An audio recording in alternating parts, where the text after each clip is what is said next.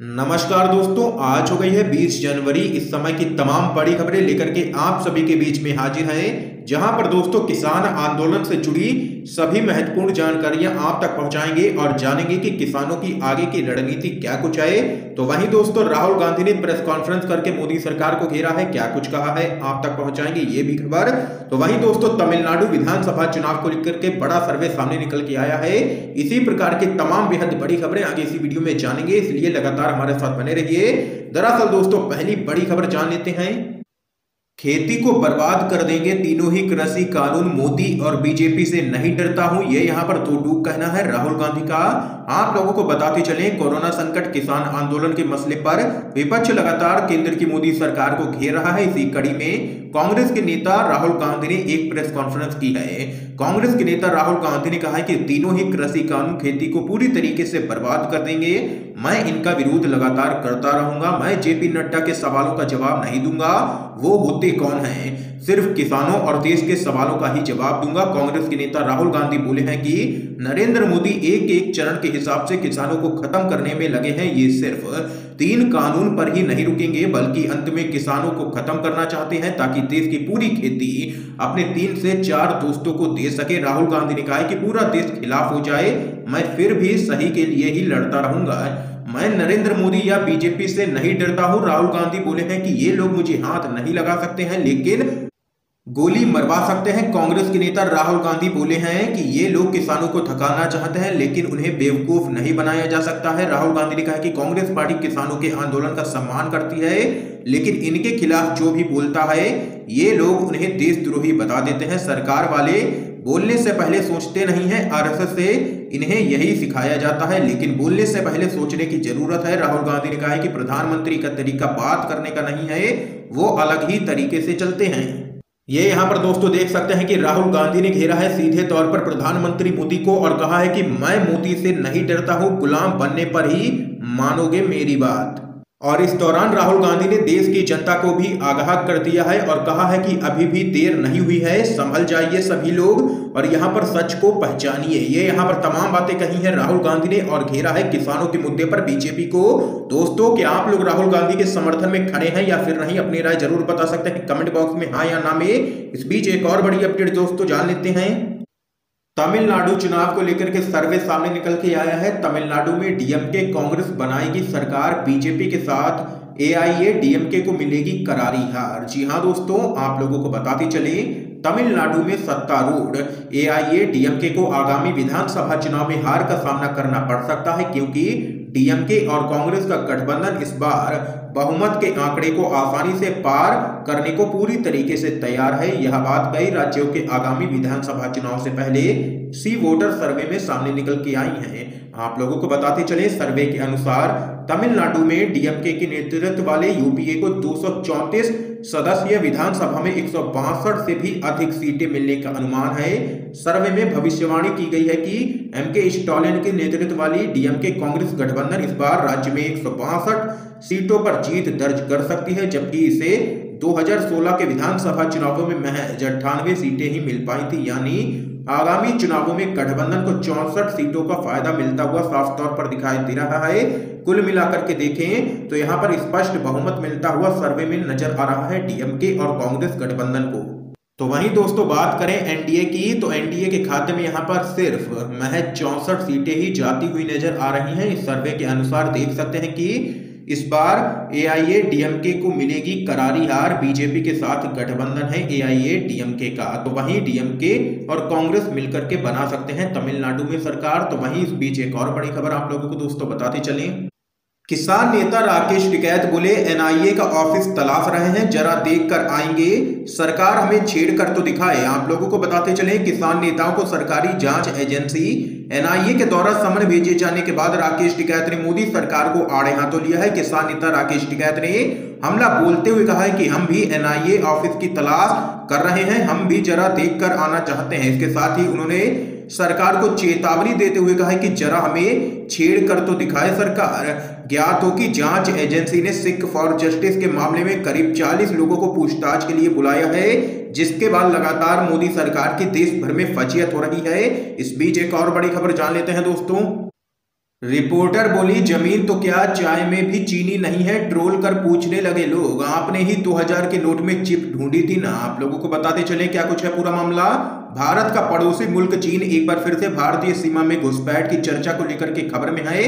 भारतीय सीमा में चीन की दखल अंदाजी के बीच हिंदी न्यूज चैनल आज तक की महिला पत्रकार श्वेता सिंह सोशल मीडिया पर जबरदस्त तरीके से लगातार ट्रोल हो रही हैं। दरअसल दोस्तों आप लोगों को बताते चलें, श्वेता सिंह की ट्रोलिंग का कारण बना है उनका एक ट्वीट। श्वेता सिंह ने लद्दाख से चाय पीते हुए एक तस्वीर शेयर की और लिखा कि भारतीय सेना ने हमारी जमीन पर चीन को 1 मिलीमीटर भी नहीं बढ़ने दिया है। तो वहीं श्वेता सिंह ने कहा है कि जमीन तो क्या चाय में भी चीनी नहीं है। आप लोगों को आगे बताते चले, श्वेता सिंह का यह ट्वीट देखते ही देखते सोशल मीडिया पर वायरल होने लगा। कुछ यूजर्स को महिला पत्रकार का यह ट्वीट पसंद आया तो वहीं बहुत से यूजर्स ने उन्हें ट्रोल करना शुरू कर दिया।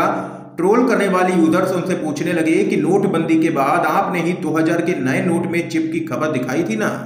देख सकते हैं दोस्तों, सोशल मीडिया पर लगातार गोदी मीडिया के पत्रकार झूठ फैला रहे हैं, लेकिन सच सैटेलाइट इमेजेस से सामने निकल के आ चुका है। कब्जा कर चुका है चीन अरुणाचल प्रदेश में एक गांव बसा लिया है 4.5 किलोमीटर अंदर, लेकिन फिर भी अभी भी गोदी मीडिया सच छुपा रहा है। इस बीच एक और बड़ी अपडेट आप लोगों को बताते चलें। आरएसएस के गढ़ नागपुर ग्राम पंचायत चुनाव में महाविकास आघाड़ी नंबर 127 ग्राम पंचायतों के परिणाम घोषित। जी हां दोस्तों, बीजेपी का बुरा हाल है महाराष्ट्र के हुए चुनावों में। दरअसल दोस्तों, जिला परिषद एवं पंचायत समिति के चुनाव में जीत के बाद महाविकास आघाड़ी के घटक दलों ने ग्राम पंचायत चुनाव में भी भाजपा को बड़ा झटका दिया है। जिले की 127 ग्राम पंचायतों के चुनाव के परिणाम घोषित हुए हैं। महाविकास आघाड़ी के समर्थित पैनलों ने इसमें 84 से अधिक ग्राम पंचायतों में जीत दर्ज की है। भाजपा समर्थित पैनल को कामठी, नागपुर ग्रामीण और कुही तहसील में सफलता मिली है, लेकिन तगड़ा झटका लगा है यहाँ पर महाविकास आघाड़ी के सामने बीजेपी को। तो वहीं इस बीच एक और बड़ी खबर आप लोगों को बताते चलें।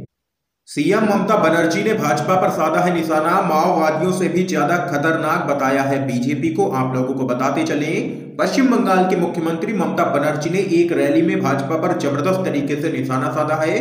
ममता बनर्जी ने भाजपा को माओवादियों से भी ज्यादा खतरनाक बताया और कहा कि जो भाजपा में जाना चाहते हैं वे जा सकते हैं, लेकिन हम अपना सिर भाजपा के सामने नहीं झुकाएंगे।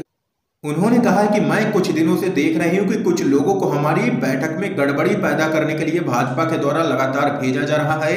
अब मैं कुछ लोगों को भाजपा सीपीएम की बैठकों में भेजूंगी।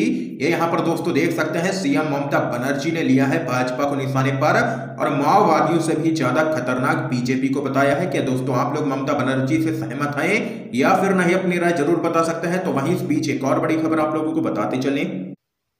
तांडव के सवाल पर अखिलेश यादव का तंज बोले, पूरी सरकार मचा रही है तांडव। यूपी पुलिस जो ढूंढने मुंबई जा रही है वह उत्तर प्रदेश में ही है। आप लोगों को दोस्तों बताते चलें, समाजवादी पार्टी के राष्ट्रीय अध्यक्ष अखिलेश यादव ने एक बार फिर से बीजेपी पर जोरदार हमला बोला है। अखिलेश यादव ने कहा है कि तांडव एक छोटी वेब सीरीज है जिस पर पूरी सरकार तांडव मचा रही है। यहाँ की पुलिस वहां जा रही है, यूपी पुलिस जो वहां ढूंढने जा रही है वह यही है। सरकार अमेजॉन से बड़ा प्लेटफॉर्म खड़ा करके दिखाए। तो वहीं अखिलेश यादव ने आगे कहा है कि भारत में अब यूनिवर्सिटी में राजनीति घुसने लगी है, युवाओं पर एनएसए लगाया जा रहा है। दुनिया के किसी भी देश में ऐसा नहीं होता है। सरकार लगातार निजीकरण कर रही है, शिक्षा का निजीकरण हो रहा है और गुणवत्ता गिरती जा रही है। युवाओं के पास रोजगार नहीं है, लगातार देश में नौकरी घट रही है। ये यहाँ पर तमाम मुद्दों को लेकर के अखिलेश यादव ने घेरा है बीजेपी सरकार को। तो वहीं इस बीच एक और बड़ी खबर सामने निकल के आ रही है। किसान आंदोलन एनआईए की तरफ से नोटिस भेजे जाने पर भड़के हैं भगवंत मान, दिया है यह बड़ा बयान। आप लोगों को बताते चले, आम आदमी पार्टी ने केंद्रीय जांच एजेंसियों के द्वारा किसानों और उनकी सहायता करने वाले लोगों और संगठनों को भेजे जा रहे नोटिसों के लिए केंद्र सरकार की काफी आलोचना की है। पार्टी के पंजाब अध्यक्ष भगवंत मान ने कहा है कि किसान आंदोलन को कुचलने के लिए सरकार के द्वारा केंद्रीय जांच एजेंसियों का दुरुपयोग करना बेहद ही निंदनीय है। किसानों और कृषि को बचाने के लिए आंदोलन का समर्थन करने वाली विभिन्न सेवा समितियों, संगठनों और पत्रकारों को नोटिस भेजना अत्यंत घृणित काम है। पहले केंद्र सरकार के मंत्री और भाजपा नेताओं ने किसानों को पाकिस्तान और चीन के एजेंट, खालिस्तानी एवं आतंकवादी कहकर के आंदोलन की छवि धूमिल करने की कोशिश की और अब आंदोलन को दबाने के लिए एनआईए जैसी एजेंसियों के माध्यम से आंदोलन को सहयोग करने वाले लोगों को नोटिस भेजे जा रहे हैं। ये यहाँ पर भगवंत मान ने घेरा है मोदी सरकार को। तो वहीं अगली बड़ी खबर जान लेते हैं दोस्तों। असम विधानसभा चुनाव को लेकर के कांग्रेस पार्टी का बड़ा ऐलान, 5 पार्टियों के साथ गठबंधन में लड़ेगी चुनाव। आप लोगों को बताते चलें, असम विधानसभा चुनाव की तारीखों के ऐलान से पहले कांग्रेस ने बड़ी घोषणा की है। इस साल असम में कांग्रेस ने 5 पार्टियों के साथ गठबंधन में चुनाव लड़ने का फैसला किया है। कांग्रेस ने कहा है कि वह AIUDF, CPI, CPIM, CPIML और आंचलिक गण मोर्चा के साथ गठबंधन में चुनाव लड़ेगी।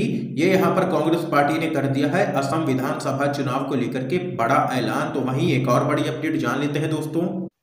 किसानों ने दिखाया शक्ति प्रदर्शन, कृषि कानूनों के खिलाफ सैकड़ों की संख्या में निकाली है ट्रैक्टर रैली। आप लोगों को बताते चलें, कृषि कानूनों को रद्द करने को लेकर के किसानों ने भूना में ट्रैक्टर यात्रा निकाली है। शास्त्री मंडी भूना में सुबह से ही कई गांवों से अलग अलग ट्रैक्टरों के काफिले आने शुरू हो गए थे। तो वहीं सैकड़ों की संख्या में ट्रैक्टरों की लंबी लाइनें लग गई। अनाज मंडी भूना के आढ़तियों ने भी किसान ट्रैक्टर यात्रा में बढ़ चढ़ करके भाग लिया। आप लोगों को बताते चलें, दुकानों को पूर्ण रूप से बंद रखा गया इस दौरान और अपने अपने ट्रैक्टर लेकर के आढ़ती यात्रा में पहुंचे। ट्रैक्टर यात्रा में रास्ते में सैकड़ों की संख्या में ट्रैक्टर जुड़ते गए, जिससे ट्रैक्टरों की करीब 5 किलोमीटर से भी ज्यादा लंबी लाइन लग गई। ये यहाँ पर लगातार किसान 26 जनवरी को लेकर के तैयारियां जोर शोर से कर रहे हैं और किसानों ने दिखाया है शक्ति प्रदर्शन। इस बीच एक और बड़ी अपडेट जान लेते हैं दोस्तों। किसानों के साथ 21 जनवरी को बैठक करेगी सुप्रीम कोर्ट की बनाई कमेटी। अनिल घनवट बोले, हम किसी के पक्ष में नहीं हैं, लेकिन किसानों की दो टूक हम बैठक में शामिल नहीं होंगे। तीनों ही कृषि कानूनों पर सुप्रीम कोर्ट की तरफ से बनाई गई कमेटी की पहली बैठक हुई है। इस बैठक में यह तय किया गया है कि ये कमेटी किसानों के साथ 21 जनवरी को पहली बैठक करेगी। तो वहीं आप लोगों को बताते चलें, जो किसान बैठक में नहीं आ सकते हैं उनका मत वीडियो कॉन्फ्रेंसिंग के जरिए लिया जाएगा। कमेटी के सदस्य अनिल घनवट ने ये जानकारी यहां पर दी है। दोस्तों, आज की तमाम बेहद बड़ी खबरें सामने निकल के आई हैं, जो खबरें हमने आप लोगों तक पहुंचाई हैं। उम्मीद है कि आप लोगों को ये वीडियो पसंद आया होगा। अगर वीडियो पसंद आया हो तो इस वीडियो को लाइक कीजिए, ज्यादा से ज्यादा शेयर कीजिए, ताकि आप सभी के दोस्त भी इन खबरों को जान सकें। वीडियो देखने के लिए दोस्तों आप सभी का बहुत बहुत धन्यवाद।